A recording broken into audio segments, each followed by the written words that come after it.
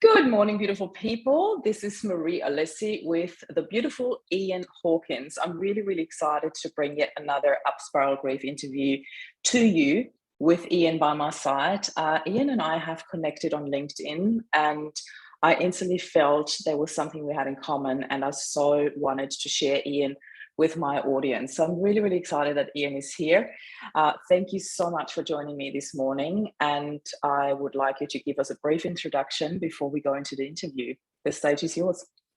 Thank you, Marie. An honor to be here. Thank you very much for connecting and for allowing space for me to tell my story. Really cool. You're so welcome. Cool. So I help people to heal their unresolved and unknown grief. This came from my own journey. So my dad passed away 2005, and I can still remember sitting there at the funeral, listening to all these amazing things that he'd done and the impact that he'd had, and just had that moment of self-reflection when I was like, what would people say if I was in this same space? And so that planted the seed for me that things needed to be different. And a lot of what was showing up for me. Quite a profound question to ask yourself. Yeah. At that time, right? I don't imagine it's something that a lot of people do, but it was an important part of my journey of change. And so how it was showing up for me was how I was reacting with my family. So I'm one of 5 children. We've had a big family. Family's always been really important. I've got 2 teenage children of my own. And what started to unravel then was how all this stuff was impacting my relationship with them. So keep it all together at work, do the right thing, and being, what I needed to be in that work environment, and then coming home and all that stuff that was bubbling away underneath the surface. You had to be there. Yeah, explodes out for the people that should be getting the best of you, then weren't. So when you say introduce myself, like it's that journey for me around being a family person and wanting to be much, much better. And it's really fascinating that it came through my own grief from losing, a really important family member that I had clearly, as I went on the healing journey, had quite a disconnect with that I just didn't know at the time. Wow. That's really beautiful that you say that. And I think it's really beautiful also that this very moment was triggered at your dad's funeral, like just thinking about what could people say about me. And I think it is a really quite a profound question, as I said, because that topic that we previously spoke about when we first connected, legacy, really comes to mind. It really is that question of what legacy do we want to leave behind, and also what legacy do we want to leave behind for our loved ones that have passed. That was a question I asked myself when it came to Rob, when my husband died, and I thought, what legacy do I want to leave for him? It was quite a responsibility, a very beautiful one that I embraced full-heartedly, So do you want to share a little bit about that? What is your take on legacy? Well, interestingly, I probably didn't really come back to that place again because it was all through my own lens. And at first, the early stages of my healing journey was a lot of it was blame and anger towards my dad. And this is what happens, right? When we have all this stuff, probably something that's not talked about enough. It's the guilt, the shame, the anger, the frustration, and all those things that happen when someone leaves us. And whether it's grief of losing someone or other grief that plays out in your life, like a loss of a job or a breakdown of a relationship, whether it's a friend or whatever it is. And so going on that journey to start to peel back the layers of what was causing me so much pain. And like I said, I started in that blame space because it's like, he did this and he did that. And why didn't I get more of this? And why didn't I get more of that? And then starting to learn about personal development. And that was another one of those sort of divine moments, I guess you would call it, where we had the global financial crisis. I was talking to a relative. Their dad wasn't able to retire because of their super. So they're basically their retirement is just collapsed because of the markets. And I'm like, what? Like, that's a thing? Like, so that was like, okay, I need to take responsibility. So that was my first step into taking responsibility. I need to do something about our future. And yes, it was through that financial lens, but then finding a financial mentor that taught me that it's not about the money. I mean, it's about the money, but you don't make money by just having tools to make money. There's a million tools out there to make money, but you need to go through the healing process to feel worthy, to feel loved, to feel safe, all of those things. Yeah, all of those things. So one of the very first things that I learned from him was these letters of forgiveness, and forgiving not for them, but forgiving for you. And started writing these letters, and I'd written a few paragraphs for different people. And then I came to my dad, and I'm 2.5 pages deep, and I'm bawling my eyes out going, oh, I guess there's some stuff here. Yeah. And that was the start of the healing journey, to go, okay, wow, I've got some stuff here that I need to, I mean, I was also like, okay, well, he's not here. How do I resolve this? Yeah. When he's no longer here? There's so many things now that I want to ask him, and there are so many things I want to say and apologize for, and all these different things. And of course, you know, I'm sure many of you who are watching and listening have experienced similar things where you're like, well, now what? What do I do now? Yeah. And that's that. Yeah.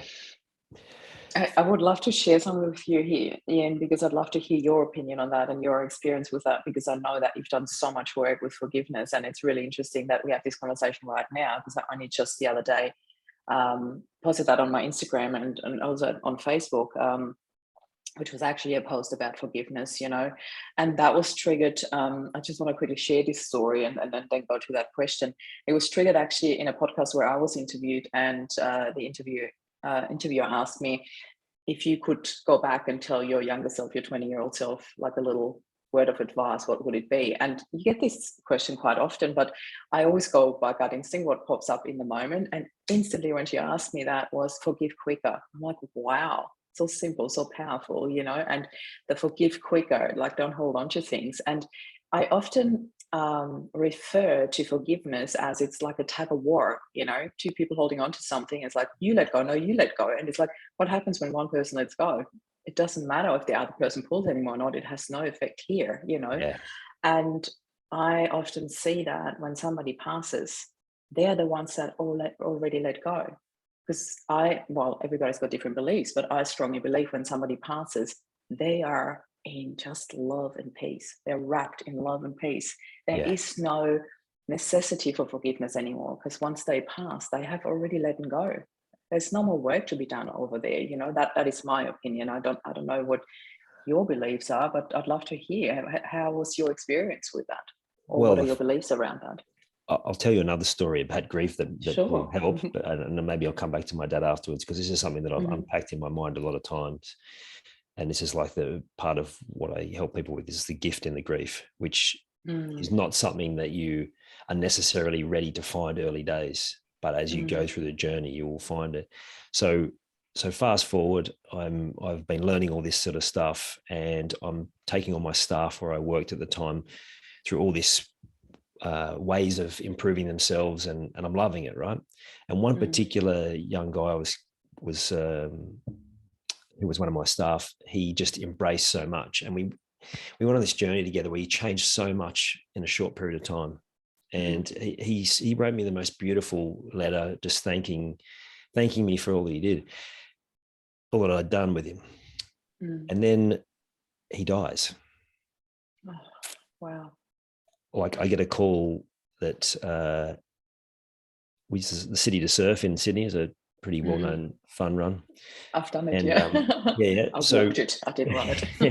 So I'd run it that day as well. We got together with other staff members, and you know, we catch up in a cafe. Great day, and then I didn't even give him a second thought. Like, I don't know if he was planning meetings there or anything, but I hadn't even thought about him. And then I get a call later that day to find that, like, as he crossed the line, he basically had a problem with his heart, and he died there at the finish line. Oh, and at that moment, I'm sitting there on my deck on the stairs, just like, why? Like, and then the thought spirals, oh, I've pushed him too hard. Like, this is my fault. Like, oh, I did this. You know what I mean? All these sorts of feelings, and then sitting in the backyard having that moment, like, oh, I would sell everything I own right now, because it means, well, I was going to swear, it means nothing. It means absolutely nothing without the connections, and without the people, and without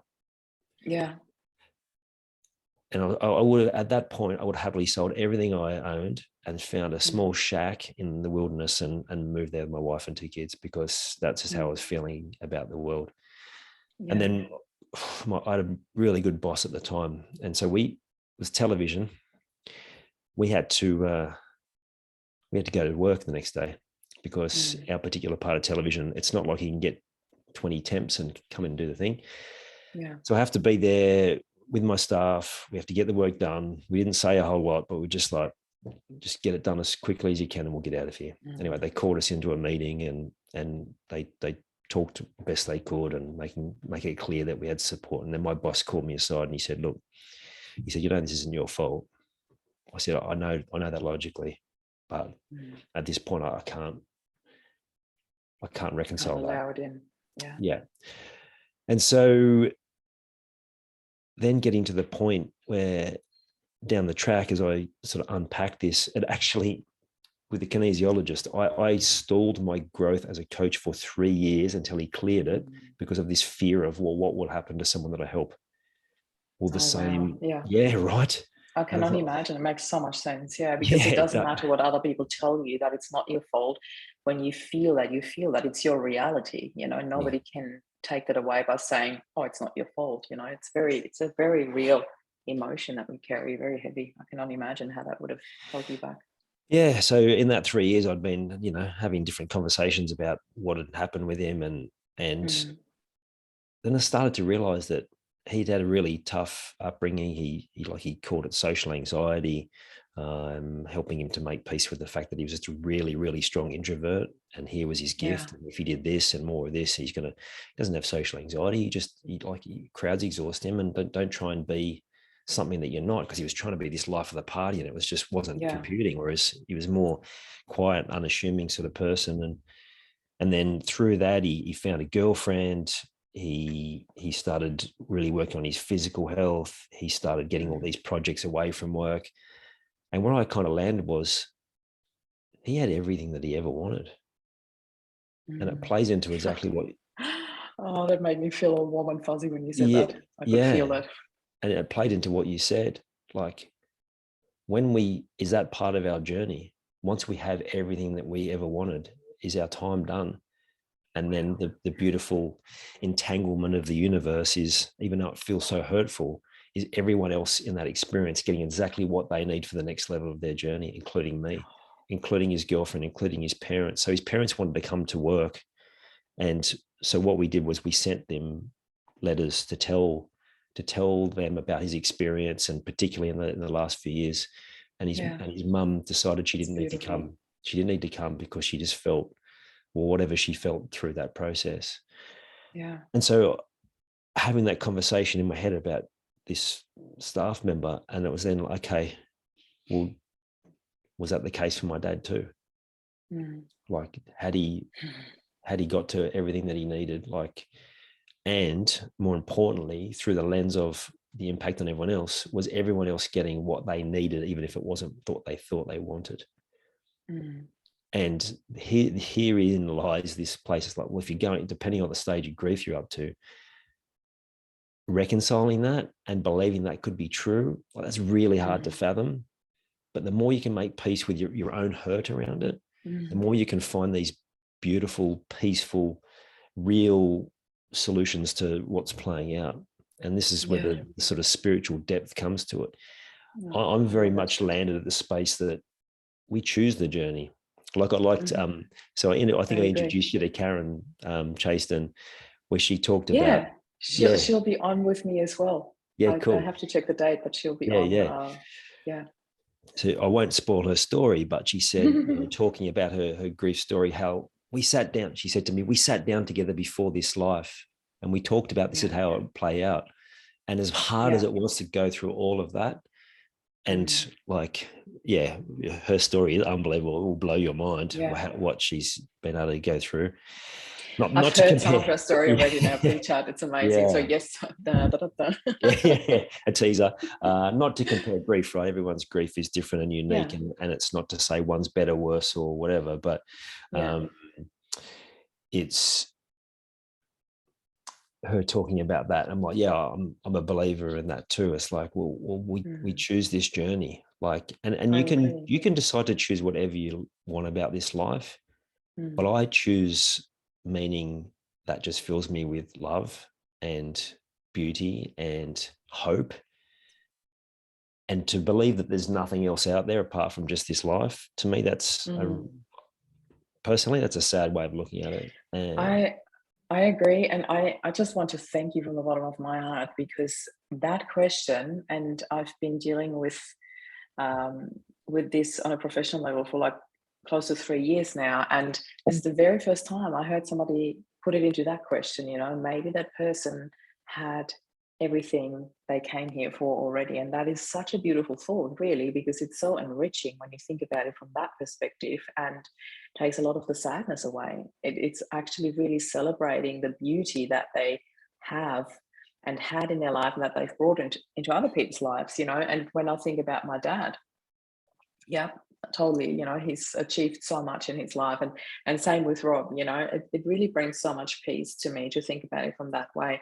My belief is the same, like you said, we do choose our journey. You know, I believe in soul contracts. I believe that we have certain contracts with certain people when we come here, and I found that very soon into the journey that Rob and I had this soul contract and it had ended. And I realized how much love there was in this contract for him to leave so early, and not, oh, you abandoned me. I never felt like that. I never felt like, oh, you've left me behind, you know. I remember I had some of that at the very beginning of my healing journey, because there was this, you said you'd never leave me, and now you're gone. You know, there was that moment, but it was more a moment that brought me then to a really beautiful realization how much love there was behind that. And I really love that perspective, you know. I know that we also chatted about intuition. Talk to me a little bit about that, because intuition is one of my strongest things in this whole journey. And I love that you have that too. I see so many parallels in our journey. I just really love having you here. Please. cool. I'm enjoying it too. What came through to me, which links into your question, was as you were talking, it's like, um, even when we have these different thoughts about how it plays out, it's still okay to feel whatever emotion you're feeling around it. Of It's course. still Yeah. okay to be angry that they've gone. It's still okay to feel guilty and to feel whatever else that you feel around it. Like, Yeah. that's part of tuning into the intuition, is Mm. allowing the feelings to fully flow through you. So Yeah. interestingly, just before we jumped on, I was just chatting to my coach about some things that had come through to me on the weekend. And we were Mm. talking about this sort of stuff. And I'll come back to that. But starting from my journey with intuition was being a child that just knew different things. And I didn't understand it in this way at the time, but I just can remember thoughts of, oh, can't you see that that's happening there, that that person needs Mm. this, that this person doesn't need that, like, Mhm. and all these things. And it's how I looked at the world. Like, I'm a massive sport Mm. fan, and so as a kid, I watched sport through the lens of, how are they connecting? Is there any Oh, hurt wow. there? Do they? Yeah, right. Like, Beautiful. It's it amazing. didn't make any sense to me, but it makes so much sense now. Yeah. And then also being that, looking up at the stars and just constantly thinking, what is this world Mm. we live in? Like, I grew up in a Christian family, so you learn about Mm. God and all these different things, but So did your I. mind just boggles. Like, okay, I'm this small little Yeah. person, and there's this whole thing out there. One specific moment really stands out, and it's funny. I read about this from someone else's perspective around Halley's Comet. Like, we went to drive up to the mountains to Mhm. see, to get a better view. It turned Yeah. out ended up being the best view, because when it came closer to Earth, it was a pretty ordinary view here in Sydney. But we went up to the mountains Yeah. and watched it. And driving there and us going to see this thing, like, I just got full body tingles thinking about the Oh, mysteries of the universe. And yeah. great, there was a show when we were young here in Australia, Great Mysteries of the World, and it used to Mhm. come on about 5 o'clock in the winter. It'd just be starting to get dark, and it had this eerie music, and it talked about the Mhm. supernatural and the paranormal, and like these tales of people having these out of body experiences, Mhm. and and they would say, like, we only use like 10% of our human brain, like what else is possible? And that question just had me going, yeah, like what else is possible? Yeah. And so, but I also know that when around that same age that I just gave up so much power, when just the constant fighting as the middle child of 5, I just made a commitment. I'm not going to fight anything anymore. Whatever comes from my parents, accept it, move on. And I just know that I gave up so much power, and it just attached me from that part of the journey. And so then another 20 something years of on this treadmill of just drifting, because I disconnected from that ability. But the moment that I went into that healing journey and healing the unresolved and the unknown, then it all started to come back. And then it's accelerated to the point where my abilities are so strong that I get, even through this conversation, I will get different elements of unresolved and unknown be presented to me through our conversation, right? For you and for me. And so that's that, like, I get different confirmation, the ability to decode dreams for people, to help them to come back into their body, to get that guidance, to then see the visual cues, and then ultimately to be able to get the guidance direct from God. Oh, I have to tell you this story because it's grief related. Please. It's such an incredible gift. I really have to highlight that. It's incredible. Thank you. I was at a session with my coach for about a year ago. And I said to her, I've got this new program coming through. It's called Decoding Divine Guidance. And I don't know a great deal about it at this point. And so we started talking about this sort of thing. We were talking about my dad, and I get full body tingles again. And I had this thought of the song that played at his funeral, his favorite song. And it's called Telephone to Glory. And it's about the royal telephone that you can talk. You have a direct line to God. And she said to me, still emotional, right? She said to me, it's okay. You have that direct line.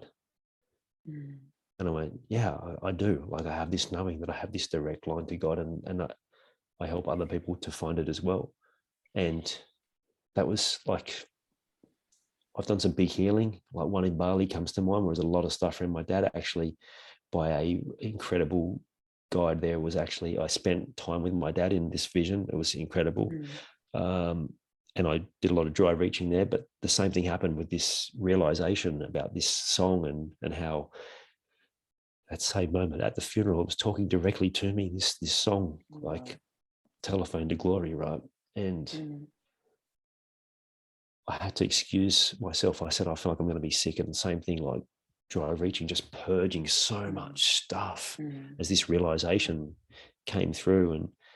And then around that same time, or it might have even just been before, it was a realization around, I was talking to someone. I said, I feel like you need to have some sort of physical object that connects you to your loved one who'd passed. And I said, and I showed them my crystal that I've now handed on to my son. Beautiful.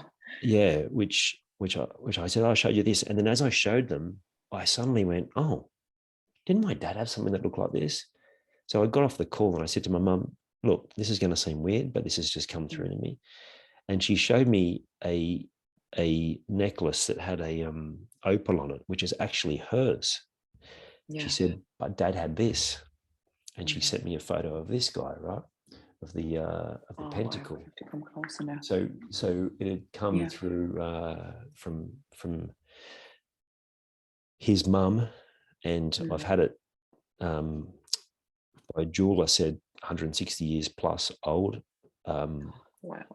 And intuitively read as possibly as old as 220 years old. So I don't know where it came from, but there's a reason why I have it. And it came through in that conversation, and I'm still making sense of a lot of that. But a part of this energy is part of helping people deal with grief. And this is just coming through intuitively right now, is connecting people to this energy, which has been for the longest time shown to be a negative symbol. Like if you turn it upside down, just another way of hiding us from what's really true. Yeah. And it's such an incredible, powerful gift to have these things. And what I will feel like called to share is that we all have a never-ending depth of what is possible to come through to us on the other side of grief when we are ready to receive it. And we have to be ready. And for those of you sitting here going in the depths of stuff still, and you're not ready, that's 100% fine. And you have to be ready. But there are ways to be ready quicker. And that's by allowing someone to guide you through a process to release. And I've had so many incredible guides over my journey to help me to heal. I still have many of them now that I either pay to see, or I'm honored to be able to connect with them and to be guided through as we take each other through these different things, and the incredible people that have sort of come and gone through my life over that time. And so I can't agree enough with you. Like, it is so important to have that guidance for yourself as well, even if you are one of those people, a coach, a healer, guiding other people, helping them in their journey, to have your own guidance as well, because it's such an ongoing process of learning and stepping up. And especially in the healing space, there's always that next level that's more powerful and even more intuitive. I love the journey. Ian, I'd love to ask you about your process. You have developed a really amazing process called the Grief Code. Can you share a little bit about that? I can. So the Grief Code is a 5-step process, and it's seeded through everything that I teach. And it's the free program, or it has been free. I'm actually going to start charging a nominal fee for it because it has been so powerful. And it really is self-acknowledgement of whatever's going on, the ability to talk it out, allowing yourself to feel all of it, to release the brake that's holding you back from living the rest of your life, and then to be able to take the next steps. And this came through to me intuitively in meditation. And so that's one element to it. The other, there's actually a lot of depth to us, and it just keeps coming through. There are 4 levels that I take people through, whether it's through the specific group programs or when I take people through a one-on-one journey. And again, it's been my post-grief journey. Finding direction, because I had none till that point. And interestingly, another gift in the grief that has unlocked this incredible direction for my life, the freedom to be myself, to rediscovering myself, to find your calling, to connect to purpose, and then the intuition, so decoding the divine guidance. And so that's the 4 steps. I have the key, and they're the four prongs of it. I love it. Yeah. And if I can keep going for a sec, I had another layer come through, and in a dream. Again, I know how to decode the dreams now, which is pretty cool. And it was, there are 7 things you need to talk about. And I wake up from that going, what do you mean? Like seven what, right? And so I asked in meditation, can you show me the 7 things? And these phrases come up, and I've got them on my wall here. And it's your personal truth map. And each 7 of the layers relate to the 7 chakras. So the energy system of our body. Incredible. And the process actually came, you'll love this, it came in Bali, because I was on this healing journey, and I went to on a holy day there, we went to the fountains up in the mountains where the holy waters come through. And the mountains, I love it. And that 5-step process I talked about came through with the fountain. So one of them had me shaking uncontrollably. And I didn't want to leave. Another had me sobbing uncontrollably. So they go in and dip through these fountains really quickly, the locals, whereas us poor Westerners who are so traumatized and grief-stricken, we have these incredible moments and hold up the line. They end up skipping past us. Another one where I was sobbing uncontrollably. And then another one that was just euphoric. And so that was the acknowledgement, the allowing and the release. And so very much linked to the different parts of our energy system. And there's no doubt be more depth as I go along the journey. So without overcomplicating I love though when I can just recap that, when you really come back to the acknowledgement, allowing and release, this really is the shortcut of any healing journey. I know there's so many different modalities, and I can see that you and I have got a lot of parallels in our work, and I absolutely love it, because I often talk about the hidden gifts in adversity and helping people discover them so they're not hidden anymore. They can really step into their potential and use that. So I love the way you frame that. And I think when we really go through this process of acknowledging where we're at and what's going on, allowing, that's one of my favorite words. I use it all the time, allowing whatever comes, whatever happens. But that also includes the joy. There's often so much joy along the way where people go into this old label of, oh my God, I can't allow joy in the process of grief, and that is my biggest, what do you call it? Purpose. That's the word I wanted to use. It's part of my purpose, making people aware that everything is allowed, and nothing in life is just sad or happy. It's all of it all the time, and we can choose what we allow in. But then releasing that, I really love that. Can I just add one part of there that came through to me? Not only purpose, but actually your gift. Like you have the ability to help people find the joy. I take that. The joy in the grief and to the celebration, and because not everyone's journey is the same as yours, right? Like, so I teach people my journey, which is very different. I very much wasn't ready for joy at an earlier stage as what you were, but there's a reason for that, right? And so I'll let you keep asking the questions now. No, that's fine. We're actually already past the half an hour, and I said it's absolutely fine when we go over, because I just really didn't want to stop the conversation there. But before we conclude this interview here today, and I'm fairly certain I'm going to have you back, hopefully in a few months or so, and we can chat further and a little bit deeper as well.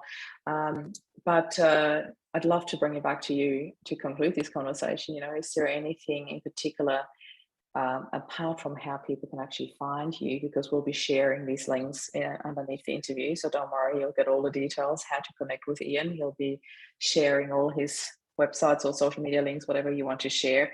But is there anything that you would like to highlight or leave people with before we conclude this here? I would just say be patient with yourself on the journey, because there's so much external expectation, and wherever you're up to is okay, and making peace with that is going to be part of helping you to move forward.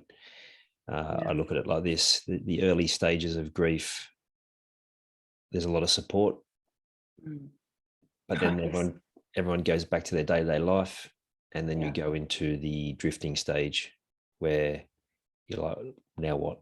And that can last 6 weeks, or it can last 6 years. And for me, it was 6 years. And just drifting. I wanted to change, but I didn't know how. And the hack to speed that up is you have to reach out and ask questions to people. Now, early days in my coaching journey, I felt uncomfortable saying this, but it's like, no, it's so true.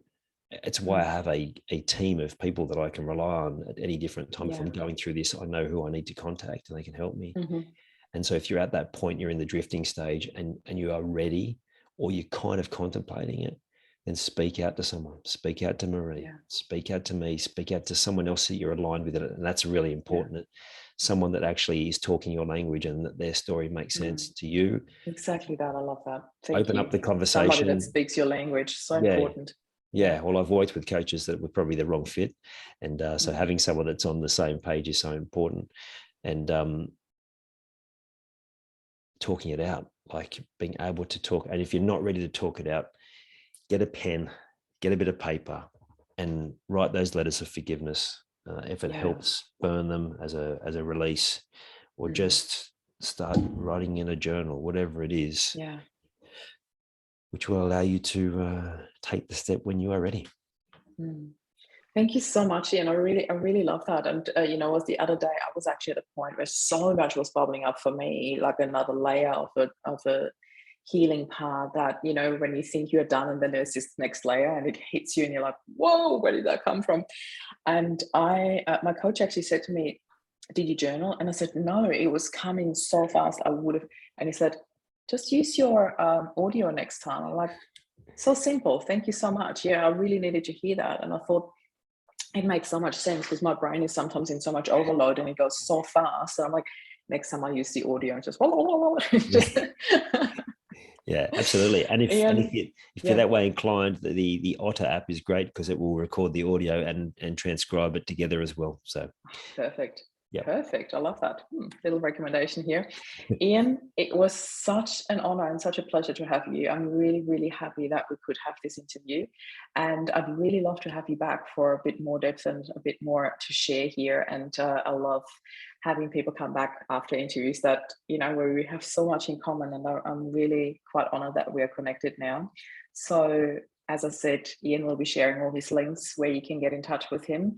Thank you so much for your time, for being here today. And yeah, have a beautiful day, everyone. you're welcome. Thank you for having me. Thank you so much.